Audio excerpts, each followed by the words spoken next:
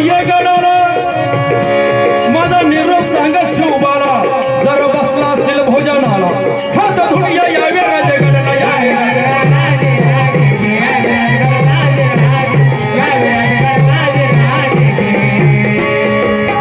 महादेव रामवंशाचा मुलगा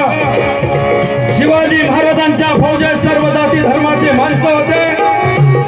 बहुजन संघटक